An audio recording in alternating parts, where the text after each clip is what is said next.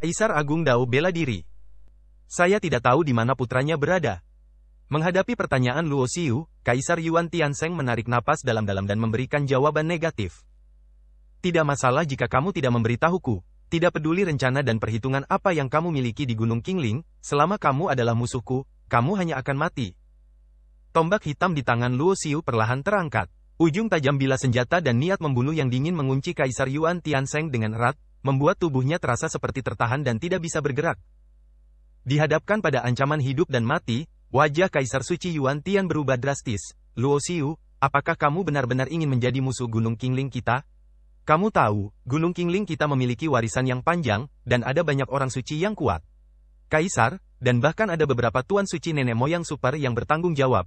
Bahkan jika Anda telah memperoleh kekayaan luar biasa di tanah penciptaan kuno ini, Anda tidak akan pernah bisa bersaing. Fondasi Gunung Qingling kami jauh di luar imajinasi Anda. Petik 2. Saat ini, Kaisar Yuan Tiansheng masih berharap pihak lain akan mewaspadai warisan Gunung Qingling di belakangnya. Namun, jawaban Luo Xiu untuk ini hanya satu tembakan. Ci. Tombak hitam pekat itu merobek tanda hitam dari kehampaan, menembus bagian tengah alis Kaisar Yuan Tiansheng, dan menerobos lautan kesadarannya. Ah! Kaisar Suci Yuan Tian menjerit melengking, matanya dipenuhi kebencian dan kebencian yang tak ada habisnya. Luo Xiu, kamu akan menyesalinya.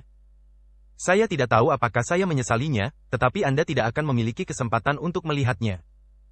Luo Xiu menggelengkan kepalanya, dan tombak di tangannya tiba-tiba bergetar.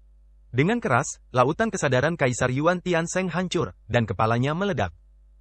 Hanya mayat tanpa kepala yang jatuh dari langit. Seluruh dunia menjadi sunyi senyap. 10 Raja Suci yang agung, 10 Kaisar Suci yang agung, puluhan ribu biksu, kekuatan yang begitu kuat mengepung dan membunuh satu orang. Hasil akhirnya adalah mereka semua terbunuh. Sosok Luo Xiu berdiri dengan bangga, mengenakan baju perang berwarna hijau emas. Tubuhnya dikelilingi oleh cahaya ilahi giok putih, yang samar-samar berkumpul di bayangan menara giok putih. Di belakang kepalanya tergantung sumber cakra hijau emas. Di tangannya, memegang tombak ilahi Yuan Chu yang tidak lengkap. Tiba-tiba, dia merasakan sesuatu di dalam hatinya dan melihat ke arah kehampaan di kejauhan. Jauh dari sana, ada sebuah gunung yang menjulang tinggi hingga ke awan. Di puncak gunung, pada suatu saat, sesosok pria berbaju putih muncul, tanpa ada fluktuasi aura di tubuhnya. Namun ada watak yang transenden, seolah-olah ia berada di atas segala makhluk hidup dan tiada taranya. Angin bertiup. Pria berambut putih panjang itu berkibar, dan setiap helai rambutnya berkilauan. Saat matanya tertuju pada orang ini, Luo Xiu merasakan aura yang sangat berbahaya, dan hatinya sedikit menakjubkan. Anda harus tahu bahwa kekuatannya saat ini sebanding dengan orang kuat di tingkat tengah Kaisar Suci. Orang yang bisa membuatnya merasakan aura bahaya setidaknya haruslah orang kuat setingkat ini. Dan untuk saat ini, bukankah hanya mereka yang berada di tahap awal Kaisar Suci yang dapat terkena pembatasan yang diberlakukan oleh tanah kuno? Tepat ketika Luo Xiu sedang berpikir, tiba-tiba ada perasaan lain di hatinya, dan dia melihat ke arah lain. Dia melihat sosok kedua, seluruh tubuhnya diselimuti cahaya kabur yang kacau. Bahkan dengan penglihatannya yang menggabungkan 4 keterampilan mata paling kuat, dia tidak dapat melihat menembus penghalang cahaya yang kacau itu. Era lain akan segera berakhir. Saya tidak menyangka ini hanya akan menjadi era yang lebih lemah, tapi seorang jenius seperti Anda masih bisa muncul. Pada saat ini, suara pria berbaju putih yang berdiri di puncak gunung terdengar.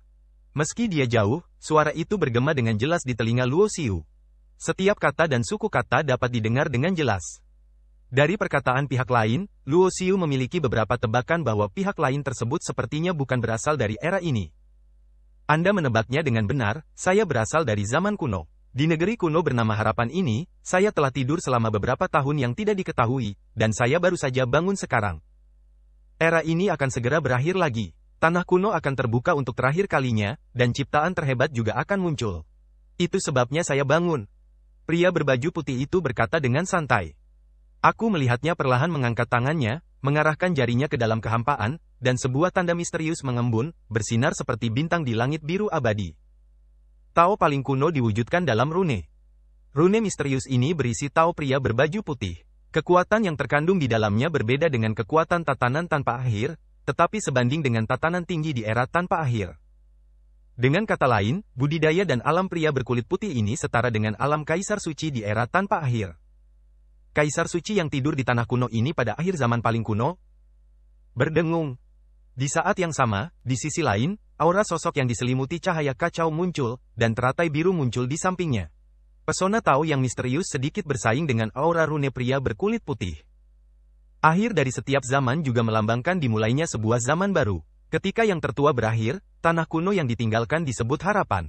Apakah Anda orang tertua yang diserahi harapan? Sosok lain datang dari Cakrawala, dan terdengar suara, kalau tidak salah, kamu adalah anak tertua harapan. Inilah pria tampan luar biasa berkemeja hijau yang bisa dikatakan sekaya batu giok. Dia menatap pria berbaju putih dan mengatakan informasi mengejutkan. Anak harapan?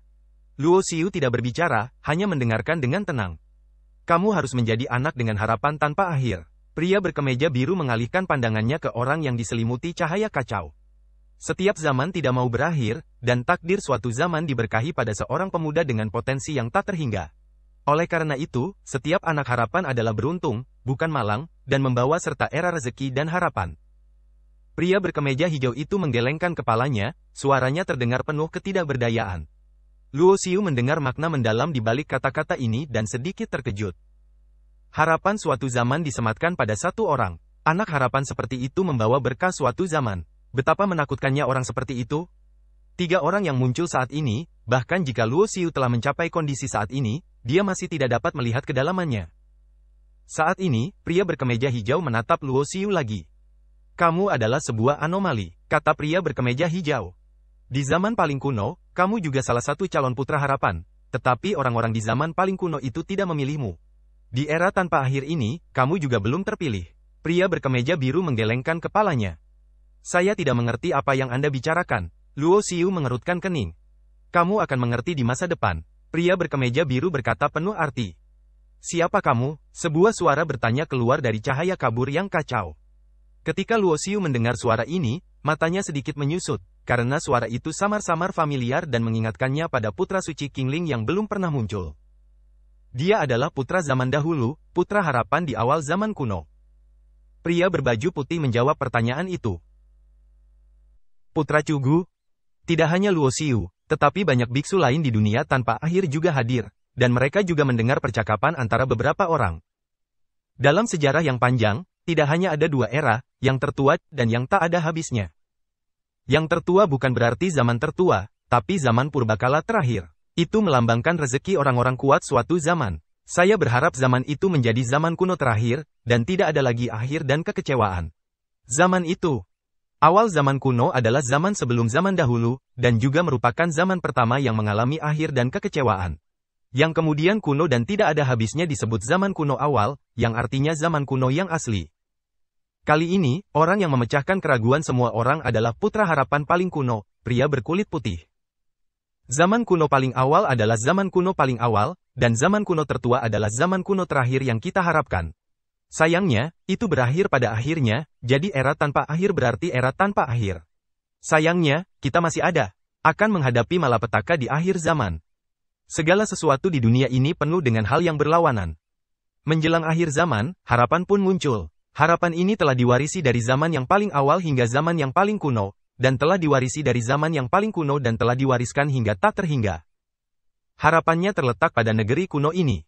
Pria berkulit putih memandang dunia abadi dan iblis, ciptaan terbesar di negeri kuno ini adalah mayat leluhur klan iblis, atau persimpangan 9 kuil abadi. Gemuruh. Saat pria berbaju putih selesai berbicara, seolah-olah langit dan bumi saling sadar. Dari kedalaman dunia abadi dan iblis, 9 cahaya ilahi membubung ke langit. Di antara mereka, tempat di mana cahaya ilahi membubung ke langit adalah istana abadi Yiyuan yang ditemukan Luo Xiu. Masing-masing dari 8 cahaya ilahi lainnya melambangkan kuil peri. 9 cahaya ilahi bertemu di langit, dan sebuah bangunan sederhana berbentuk menara perlahan muncul. Menara ini sepertinya terbuat dari perunggu. Menara perunggu, aku melihatnya lagi. Nada suara pria berkemeja hijau penuh dengan emosi. Di akhir zaman kuno, seseorang memperoleh kekayaan dari pagoda perunggu, dan kemudian menciptakan ortodoksi dan warisan tertinggi di zaman paling kuno. Di antara semua orang yang hadir, hanya pria berbaju putih dan pria berbaju hijau yang sepertinya mengetahui beberapa rahasia. Mereka semua tahu sesuatu tentang menara perunggu. Keberadaan menara perunggu merupakan harapan yang pertama kali muncul sebelum berakhirnya zaman kuno. Nasib ini akan menjadi persaingan antara tiga era kita. Pria berkemeja biru berkata perlahan. Saat kata-katanya jatuh, sosok muncul di belakang pria berkemeja hijau. Masing-masing dipenuhi dengan aura yang kuat, dan jalan yang terkandung dalam aura tersebut berbeda dari yang paling kuno dan tak ada habisnya. Jalan yang mereka praktikkan haruslah jalan kuno. Ini juga pertama kalinya Luo Xiu mengetahui rahasia Cugu yang lebih kuno. Luo Xiu memandangi para biksu awal itu. Dia tidak tahu apa yang terjadi di dunia luar, tetapi jika para biksu awal bisa datang ke sini, pasti telah terjadi sesuatu yang tidak dia ketahui. Mungkin itu bukan kecelakaan, tapi sesuatu yang seharusnya terjadi. Satu-satunya hal yang membuat Luo Xiu tertarik adalah cara paling kuno adalah cara rune kuno. Tao yang tak ada habisnya adalah Tao aturan dan ketertiban. Jadi apakah Tao kuno itu? Tao Luo Xiu adalah Guiyi. Dia dapat menggabungkan rune paling kuno dengan tatanan yang tak ada habisnya. Jadi jika dia bisa mendapatkan Tao kuno, dia secara alami dapat mengintegrasikannya. Guiyi-nya dapat lebih meningkatkan sistem dan membuka area baru. Arah masa depan. Pada saat yang sama, di sisi lain, di belakang pria berbaju putih, beberapa sosok juga muncul, dan mereka adalah biksu tertua. Luo Xiu tidak tahu dari mana orang-orang ini berasal, begitu pula orang lain. Saya adalah putra suci Qingling. Kultivasi tanpa akhir dapat terjadi di belakang saya. Sebuah suara keluar dari cahaya yang kacau. Putra suci Qingling. Kecuali Luo Xiu yang sudah menebaknya, semua orang tiba-tiba menyadarinya. Semacam pencerahan yang sepertinya datang dari lubuk jiwa membuat banyak biksu yang tak ada habisnya berubah menjadi cahaya pelarian dan terbang menuju putra suci Qingling tanpa ragu-ragu. Putra dewa dari istana Sandao, Si Tianque dan lainnya juga pergi satu demi satu. Di antara mereka, Luo Xiu juga melihat Tianyong. Berdengung. Pria berkemeja hijau berjalan menuju dunia abadi dan iblis. Setelah memasuki dunia abadi dan iblis, matanya selalu menatap menara perunggu yang muncul di persimpangan 9 sinar cahaya ilahi. Sepotong cahaya ilahi terbang keluar dari tubuhnya dan menghilang ke dalam menara perunggu. Di saat yang sama, banyak biksu kuno di belakangnya juga mengambil tindakan. Namun, orang-orang ini tidak menyerang menara perunggu tersebut, melainkan menyuntikkan nafas mereka sendiri ke dalam menara perunggu tersebut, seolah-olah merasakannya dan ingin beresonansi dengannya. Di bawah kepemimpinan pria berkulit putih dan putra suci Qingling, yang lain juga mengambil tindakan. Luo Xiu tidak berdiri sendiri dan berjalan bersama banyak biksu yang tak ada habisnya. Dia datang ke sisi Si Tianque dan bertanya, berapa banyak yang kamu ketahui tentang hal-hal ini? Saya kurang begitu paham. Tapi menurut apa yang dikatakan nenek moyang, menara perunggu ini adalah harapan. Di dalamnya terdapat warisan kuno, tertua, dan tak ada habisnya yang ditinggalkan oleh banyak orang kuat yang tabu, serta banyak berkah. Si Tianque menjawab. Ketika 10 warisan besar dengan sengaja mencoba membunuh Luo Xiu, Si Tianque tidak pernah mengambil tindakan. Hubungannya dengan Luo Xiu tidak bisa dikatakan terlalu baik, tapi dia jelas bukan musuh. Berdengung. Tiba-tiba, menara perunggu itu berguncang, dan seberkas cahaya terang terbang keluar darinya, seperti pelangi, menembus langit. Pada saat ini, pria berbaju putih dan pria berbaju hijau digerakkan pada saat yang sama, dan mereka mengambil tindakan satu demi satu, mencoba mencegat sinar cahaya ini. Sumber jalan buah. Sebelum orang lain sempat bereaksi, sinar cahaya itu ditangkap oleh pria berbaju putih. Dia yang paling dekat, jadi dia lebih unggul. Pria berkemeja hijau melihat cahaya di tangannya dan menggelengkan kepalanya dengan penyesalan. Ini dapat membantu orang memahami buah asli Tao. Beberapa orang terharu, menatap pria berbaju putih dengan sedikit panas di matanya.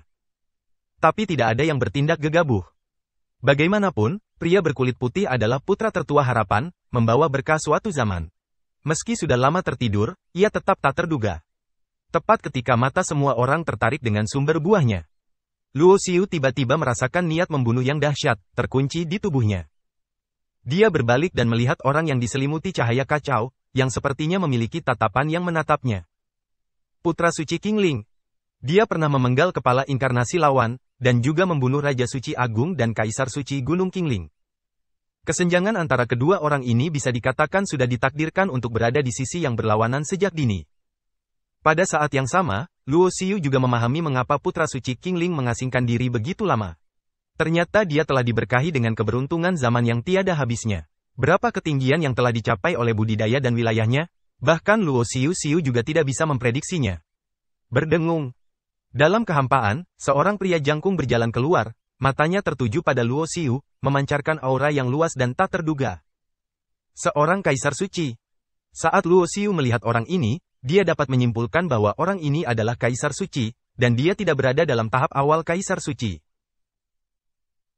Meskipun tingkat kultivasi Luo Xiu belum mencapai ranah Kaisar Suci, tapi kecakapan tempurnya bisa mencapai tingkat yang sebanding dengan Kaisar Suci tingkat menengah.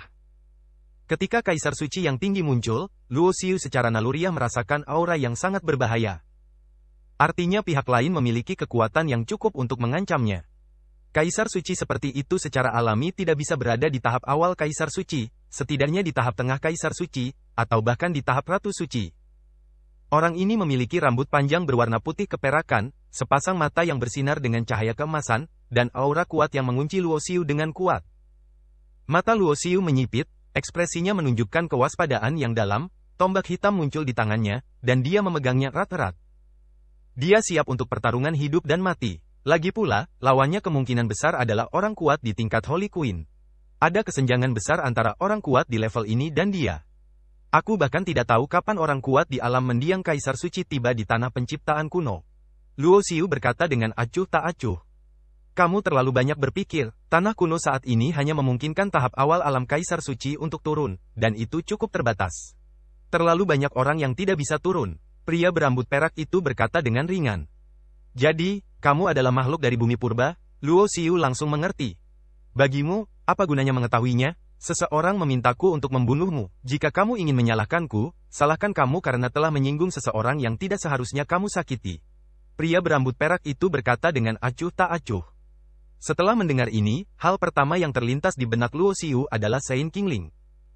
Dia membunuh 10 Ratu Suci dan tidak mengharapkan perubahan berikut.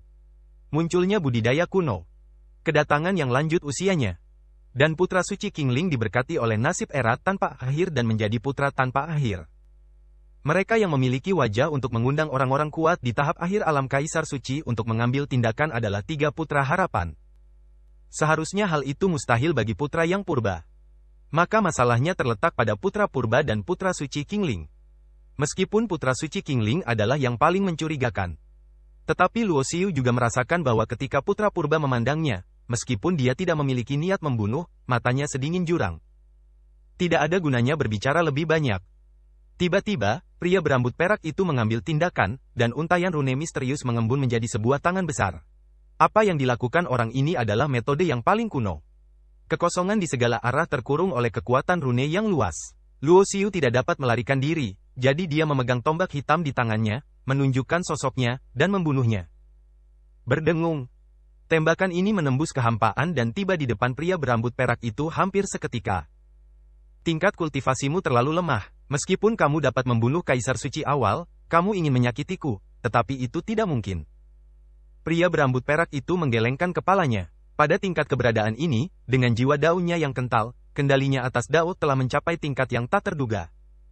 Sebuah rune terbang keluar dari tubuhnya, dan dengan dentang, itu bertabrakan dengan tombak hitam di tangan Luo Xiu.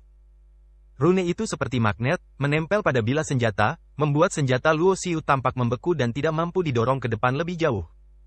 Gunakan rune Avenue untuk menyegel semuanya, dan semua keajaiban tidak akan datang kepadamu. Ini adalah paksaan besar-besaran dari orang-orang berkuasa di masa Ratu Suci, dan kekuatan mereka tidak dapat diprediksi. Ledakan. Pada saat ini, pria berambut perak itu mengangkat tangannya dan menjepit jari pedangnya, menyatukan jari-jarinya, seperti pedang dewa yang sangat tajam, dan memukul kepala Luo Xiu. Di mata Luo Xiu, jari pedang ini diperbesar tanpa batas, seperti segunung pedang yang menakutkan, mencoba menghancurkannya menjadi bubuk. Menara giok putih. Tubuh Luo Xiu dipenuhi dengan cahaya giok putih, kekuatan tubuhnya bekerja secara ekstrim, dan bayangan menara giok putih muncul di atas kepalanya. Gemuruh. Gunung pedang menekan, dan retakan muncul di bayangan menara giok putih di atas kepala Luo Xiu. Meskipun pagoda giok putih agak tidak lengkap, kondisi Luo Xiu hanya dapat mencapai fusi dan tidak dapat disempurnakan sepenuhnya untuk saat ini. Secara alami, kekuatan yang dapat dihasilkannya juga sangat terbatas. Teknik penyatuan terhebat.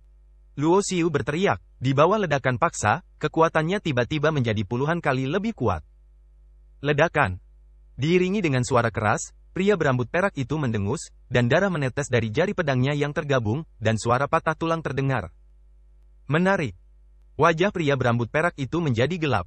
Sebagai orang kuat di panggung Ratu Suci, dia sebenarnya disakiti oleh seorang junior muda. Saat Luo Xiu bertarung melawan 10 warisan utama, dia bersembunyi di kegelapan dan secara alami mengetahui metode Luo Xiu. Tapi dia tidak menyangka ketika dia mencobanya dengan tangannya sendiri pada levelnya, kekuatan pihak lain jauh lebih kuat dari yang dia bayangkan. Tapi dia tidak memasukkannya ke dalam hati. Sebagai orang kuat di tahap Ratu Suci, bukankah sayang jika dia bahkan tidak bisa menyelesaikan juniornya? Berdengung. Alisnya bersinar, dan cahaya perak terang meletus, memoles jiwa Dao untuk waktu yang lama, meledak dengan tekanan jiwa yang menakutkan, mencoba untuk sepenuhnya menekan junior ini dengan penindasan jiwa dan kesadaran. Jauh di dalam lautan kesadaran di antara alis Luo Xiu, roh emas hijau yang memegang pola kuno asli tiba-tiba membuka matanya. Raja suci lainnya menggunakan kesadaran spiritual mereka yang sebenarnya untuk memadatkan segel Tao. Luo Xiu mengambil pendekatan yang berbeda, hanya memupuk jiwa sejati dan mentransformasikannya menjadi jiwa asli. Ketika tekanan jiwa lawan kewalahan, pola kuno asli bersinar dan bergetar, dan merek paling kuno yang telah terintegrasi dengan roh sejati juga memenuhi udara dengan aura yang kuat, membuat Luo Xiu benar-benar berada dalam kesadaran jiwa, itu benar-benar bisa bersaing dengan orang kuat di panggung Ratu Suci. Hasil ini tak hanya mengejutkan pria berambut perak di seberangnya. Bahkan Luo Xiu sendiri sedikit tidak terduga. Meskipun dia telah menyempurnakan jiwa asal, kekuatan jiwanya setara dengan Kaisar Suci tingkat menengah. Tampaknya ada sedikit perbedaan antara tahap tengah dan akhir Kaisar Suci, tetapi keduanya seperti aliran sungai di langit, tidak dapat diatasi. Namun, kekuatan pola kuno asli dan merek paling kuno memungkinkannya mengatasi belenggu dan bersaing dengannya. Meski masih kalah dengan jiwa dan kesadaran lawan, tidak jauh berbeda. Setidaknya bisa melindungi dirinya sendiri dan tidak akan hancur total oleh jiwa dan kesadaran lawan. Mundur. Pada saat ini, Luo Xiu tidak lagi memikirkan tentang penciptaan peluang di menara perunggu. Begitu sosoknya berkedip, dia segera terbang, berencana meninggalkan tempat ini. Lagi pula, dia sudah mengalami pertarungan besar sebelumnya, dan dia sudah menggunakan teknik final Return to One dan teknik original Return to One. Kalaupun sekarang bisa digunakan kembali, durasinya akan lebih pendek, dan butuh waktu untuk pulih dari budidaya yang hilang. Kamu tidak bisa pergi. Suara dingin pria berambut perak itu datang, dan cahaya ilahi melonjak ke seluruh langit. Dia menunjukkan kekuatan magisnya yang besar dan menekan serta menenggelamkan Luo Xiu. Pada saat ini, bumi seperti runtuh, dan semua biksu mundur. Ketiga putra harapan semuanya memandang dengan acuh tak acuh, tanpa niat atau pemikiran untuk campur tangan. Putra tertua mengenakan kemeja hijau, bergerak mengikuti angin. Matanya tiba-tiba menatap anak tertua yang berpakaian putih, dan tersenyum tipis. Ngomong-ngomong, dia adalah saudaramu. Apakah kamu akan berdiri dan menonton seperti ini? Putra purba pertama adalah dialog dengan putra purba melalui kesadaran ilahi. Oleh karena itu, meskipun putra suci Qingling di sebelahnya memperhatikan sesuatu, dia tidak mungkin mengetahui isi percakapan di antara mereka. Adik laki-laki tertua. Jika hal seperti itu menyebar, mungkin akan menimbulkan keributan di seluruh dunia Tao. Kamu salah mengenali orang, dia bukan saudaraku. Putra purba, berpakaian putih, menatap putra purba dengan tatapan tajam, dan berkata dengan nada acuh tak acuh. Dia sama sekali tidak memiliki aura klan abadiku. Bagaimana dia bisa menjadi saudaraku? Putra tertua mencibir, kalau tidak, jika dia benar-benar saudaraku, bagaimana mungkin aku tidak mengenalinya dan masih membutuhkanmu untuk membimbingku? Saat keduanya sedang berbicara. Ledakan. Raungan menggema melalui kehampaan. Luo Xiu terlihat memegang tombak berwarna hitam pekat di tangan kanannya. Sinar cahaya hitam mengembun di tangan kirinya dan berubah menjadi pedang hitam pekat yang patah. Hantu menara giok putih muncul di atas kepalanya. Dia melepaskan pukulan terkuatnya, dan ketiga artefak asal melepaskan kekuatan mereka pada saat yang bersamaan. Ah! Jeritan menggema, dan pria berambut perak itu terlempar, separuh tubuhnya berlumuran darah dan berlumuran darah. Kulihat wajah pria berambut perak itu pucat pasi. Sebagai orang kuat di masa Ratu Suci, dia selalu menyendiri. Tapi sekarang dia disakiti sedemikian rupa oleh seorang junior. Ini sungguh tidak terbayangkan dan tidak bisa dimaafkan. Kamu memang orang yang sangat kaya. 3 artefak terlarang jatuh ke tangan junior sepertimu hanya membuang-buang sumber daya alam. Saat mata pria berambut perak itu kembali terfokus pada Luo Xiu, dia secara alami merasakan aura khusus yang terkandung dalam senjata yang dikorbankan Luo Xiu. Nafas seperti ini adalah nafas unik tabu. Ada tatapan dingin yang mematikan di matanya. Meskipun dia baru saja disakiti oleh Luo Xiu karena kecerobohannya, meskipun pria berambut perak itu marah, dia tetap tidak menganggap Luo Xiu sebagai musuh yang kuat. Bagaimanapun, ada kesenjangan mutlak dalam bidang dan kekuatan. Berdengung. Gumpalan cahaya ilahi menyebar dari tubuh pria berambut perak itu, dan separuh tubuhnya, yang berlumuran darah dan berdaging, kembali ke keadaan semula dalam sekejap. Ini adalah kekuatan alam Kaisar Suci. Setelah menyadari kekuatan tatanan tanpa akhir ke tingkat tatanan tinggi, kedua belah pihak sebenarnya akan berevolusi dalam tatanan apapun. Pertentangan antara kehancuran dan penciptaan. Di saat yang sama, Luo Xiu berubah menjadi cahaya dan menghilang di kejauhan.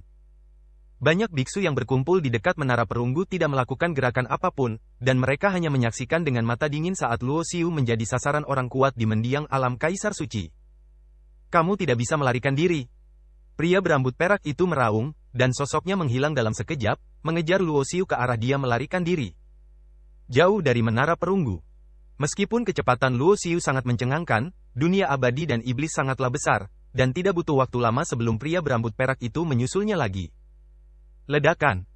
Pria berambut perak itu memegang pedang dewa emas di tangannya, dan setiap serangan pedang sangatlah kuat, luas, dan bertenaga. Luo Xiu tidak memilih untuk menantangnya secara langsung. Lagi pula, ketika dia meledak dengan seluruh kekuatannya, dia hanya bisa setara dengan Kaisar Suci tingkat tengah, dan kondisinya tidak bisa bertahan lama.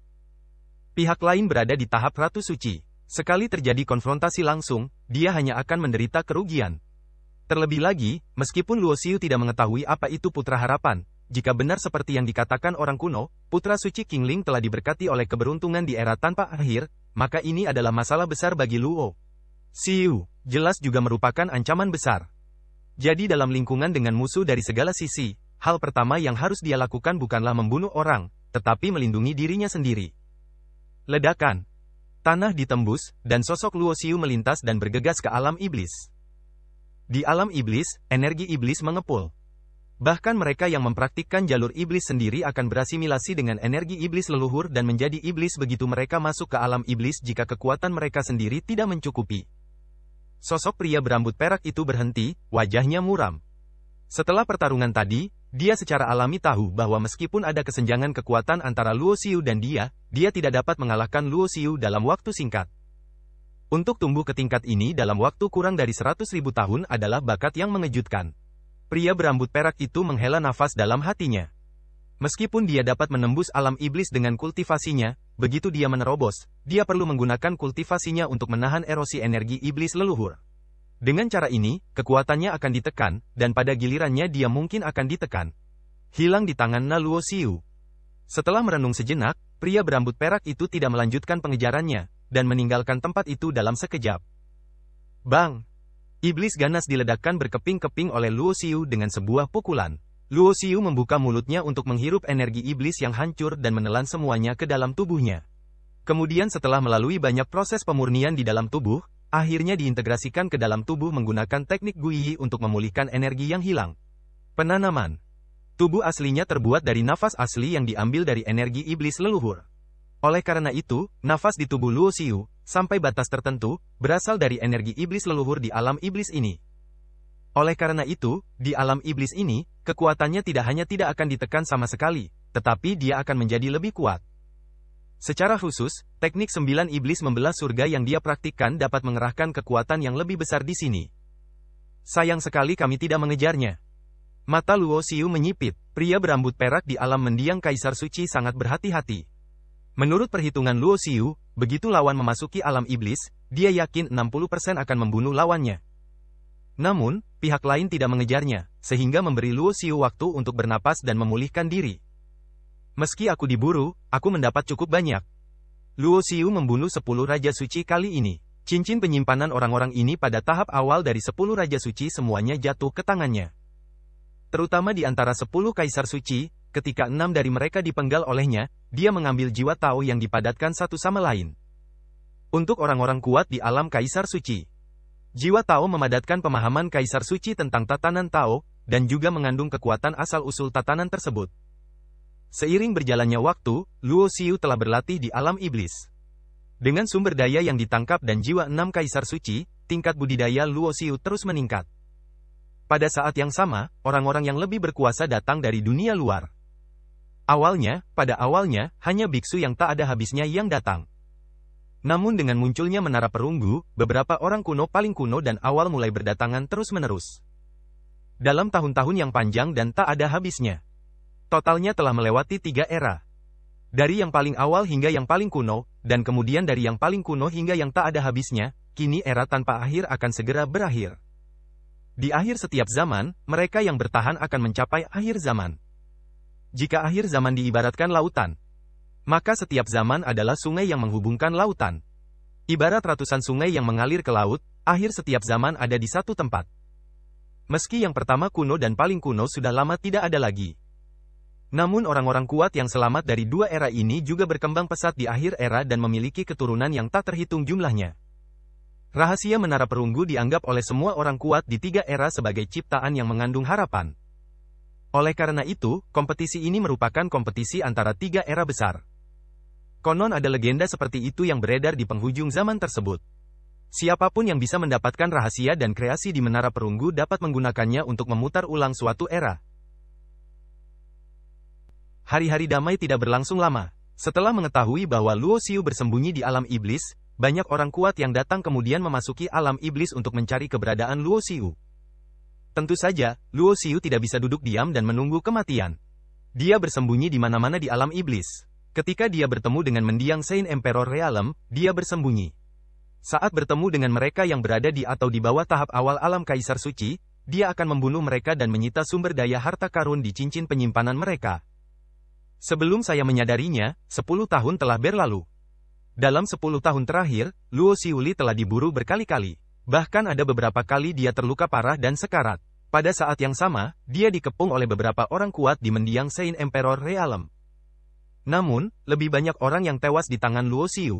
Orang-orang dari semua kekuatan besar, termasuk Kaisar Suci, hampir terbunuh. Prestasi ini keluar dari alam iblis dan mengejutkan hati semua orang. Luo Xiu, putra suci Qingling telah diberkati oleh takdir era tanpa akhir. Jika Anda adalah musuh putra suci, Anda adalah musuh semua biksu di seluruh era tanpa akhir. Keluarlah dan tangkap dia tanpa belas kasihan. Selama kamu bersedia untuk menyerah dan mengikuti putra suci, hidupmu akan terselamatkan. Jangan mengira kamu bisa bertahan hidup dengan bersembunyi di alam iblis. Sekarang kita sedang menunggu mendiang Kaisar Suci tiba. Segera, Kaisar Suci akan mencapai puncaknya. Saat itu, kamu tidak akan punya cara untuk bertahan hidup. Petik 2. Kaisar Suci yang kuat, semuanya dengan tubuh Dharma yang agung, berpatroli di mana-mana di alam iblis. Sambil mengeluarkan suara, mereka juga mencari keberadaan Luo Xiu. Asalkan tidak terlalu dekat dengan jenazah nenek moyang klan iblis. Dengan budidayanya di tahap akhir alam Kaisar Suci, dia tidak terlalu terpengaruh di alam iblis ini. Tingkat kultivasi saya meningkat terlalu lambat. Di suatu tempat di alam iblis, Luo Xiu menyeka darah dari sudut mulutnya, ekspresinya sedikit jelek. Meskipun dia memiliki sumber daya yang cukup. Namun tanpa banyak keberuntungan, peningkatannya hanya bisa mengandalkan sumber daya dan waktu. Dalam 10 tahun, tingkat kultivasinya naik ke tingkat keempat Raja Suci. Kecepatan masuk ini sungguh luar biasa di dunia Tao, tetapi Luo Xiu tidak puas. Dunia abadi dan iblis itu seperti sebuah bola. Bagian atas adalah negeri dongeng. Bagian bawah adalah alam iblis. Seberapa besar dunia peri, seberapa besar dunia iblis. Saat ini, orang-orang kuat dari berbagai kekuatan ditempatkan di mana-mana di dunia peri di atas, membuat Luo Xiu terjebak di alam iblis dan tidak bisa keluar sama sekali. Luo Xiu membunuh beberapa pengejarnya. Ia pun belajar beberapa hal dari mulut para pengejarnya. Karena dunia abadi dan iblis ditinggalkan oleh orang-orang kuat dari zaman paling kuno. Formasi besar yang menyelimuti dunia ini terus-menerus mengekstraksi energi iblis nenek moyang untuk dimurnikan. Sebagian besar formasi rune kuno ini sekarang dikendalikan oleh putra purba. Dikatakan bahwa jika putra tertua menggunakan susunan rune kuno untuk memberkati dirinya sendiri, dia hampir bisa meledak dengan kekuatan yang sebanding dengan Holy Lord. Hal ini membuat Luo Xiu merasakan krisis yang sangat besar. Siapa yang berani menyentuh tuan mudaku di Istana Abadi? Setelah beberapa waktu, sekelompok orang luar yang kuat datang. Seorang lelaki tua berjubah hijau datang ke dunia abadi dan iblis dan mengeluarkan suara seperti itu. Orang tua ini memiliki rambut putih dan wajah kekanak-kanakan, dan aura di tubuhnya sangat kuat. Dia bisa disebut orang kuat di puncak Kaisar Suci. Tubuhnya dikelilingi oleh rune yang tak terhitung jumlahnya, setiap rune seperti bintang, dan pemandangan luas langit berbintang berkembang di belakangnya. Hal ini mengejutkan semua orang. Apalagi dilihat dari aura yang terpancar dari lelaki tua berjubah hijau, orang ini bukanlah seorang kultivator yang tak ada habisnya, melainkan seorang kultivator kuno. Di alam iblis, Banyak orang kuat dari 10 warisan tak berujung telah mencari di banyak tempat di alam iblis, mempersempit jangkauan pencarian selangkah demi selangkah, dan secara bertahap mengunci suatu area, memastikan bahwa Luo Xiu bersembunyi di sana. Mereka sudah berencana untuk mengambil tindakan. Tapi dia tidak menyangka saat ini, orang kuat dari kultivator paling kuno akan datang, sepertinya ingin melindungi Luo Xiu. Orang Tao tertua, apa maksudmu dengan ini? Tanya seorang kaisar suci dari Gunung Qingling. Gunung Qingling adalah asal mula jalan legendaris di era tanpa akhir, dan juga merupakan warisan pertama dari banyak warisan. Satu kalimat dari warisan ini hampir dapat mewakili keseluruhan kehendak yang tiada habisnya. Apa kamu tidak mengerti? Luo Xiunai adalah tuan muda istana periku, kata lelaki tua berjubah hijau. Istana peri?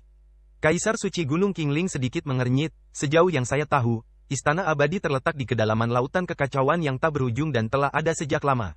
Luo Xiu hanyalah seorang junior dari dunia bawah, tapi dia baru berkultivasi selama puluhan ribu tahun, jadi bagaimana dia bisa menjadi tuan muda istana abadimu? Bagi sebagian besar biksu di era tanpa akhir, lautan kekacauan tanpa akhir penuh dengan misteri.